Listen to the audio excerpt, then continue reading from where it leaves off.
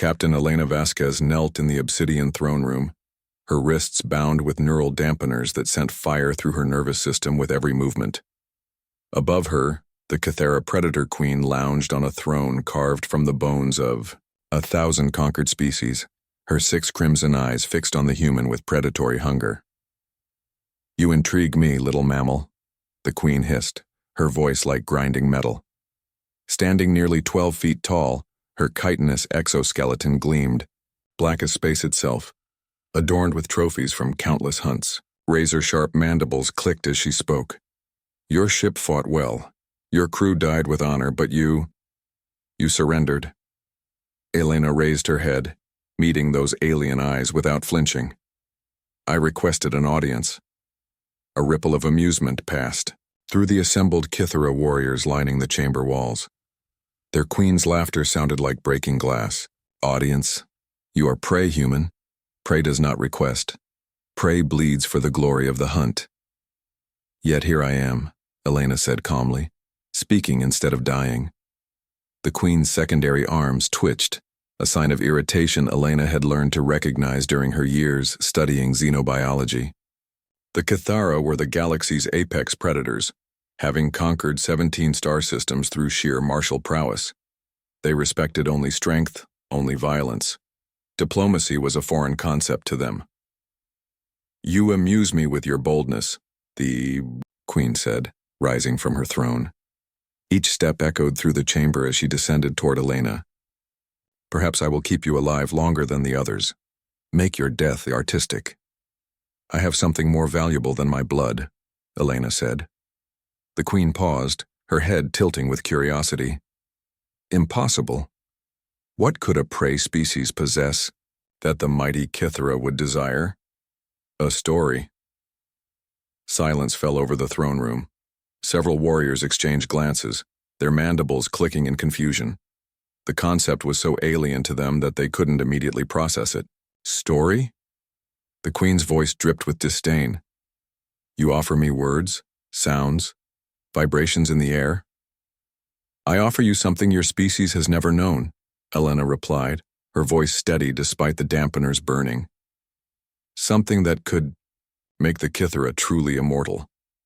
The queen's primary eyes narrowed while her secondary ones remained fixed on Elena's face, watching for deception. "Speak quickly, before I lose interest and take your head as a trophy." Elena took a breath. "Your people are magnificent warriors. Your conquests span light years. Your names strike fear across the galaxy. But tell me, Great Queen, what do you know of the first Kithera, the one who unified your clans? The warrior who led your people to the stars? Veltar the Bloodthirsty," the queen said immediately, pride evident in her voice. "Greatest of all hunters." "And how long ago did Veltar live?" The queen's mandibles clicked uncertainly. "Many cycles. Before the Great Expansion." "How many cycles? What were his exact deeds? What challenges did he face? How did he die?" For the first time, uncertainty crept into the queen's expression. The assembled warriors shifted restlessly, sensing their leader's discomfort. "The details matter not," the queen said, but her voice lacked conviction. "Only that he was mighty." Elena smiled sadly. "That's exactly my point. You've forgotten your own greatest hero. In a few more generations, even his name will be lost. The Kithera are warriors without equal, but you have no chroniclers, no historians, no storytellers." She gestured as much as her bonds allowed. "Look around this chamber. I see trophies from your hunts, weapons from your conquests, physical objects that will crumble to dust given enough time. But humans? We carry our heroes with us always, in here."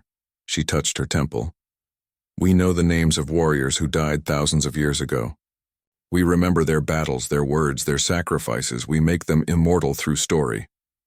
The queen's 6 eyes blinked in sequence, a sign of deep thought among her species. "You preserve your dead through memory?" "More than that. We preserve their essence, their courage, their wisdom, their hope. Every human child learns of ancient heroes who faced impossible odds. We carry their strength into our own battles. They live on through us, in a way that transcends mere biology. Elena straightened, despite the pain from her restraints. I offer you this gift, Great Queen, not just the story of this encounter, but the knowledge of how to preserve stories, how to ensure that Veltar's true deeds will never be forgotten, how to make every Kithara warrior truly immortal. The throne room remained silent for long moments. The queen returned to her throne, her massive form settling with surprising grace. And what would you ask in return for this gift? Safe passage for any human ships that enter Kithara space. Not surrender, we'll still fight if attacked, but a chance for dialogue before bloodshed, a chance to share more stories. You would trade the secret of immortality for the lives of your species? Elena met her gaze steadily. That's what humans do. We preserve what matters most.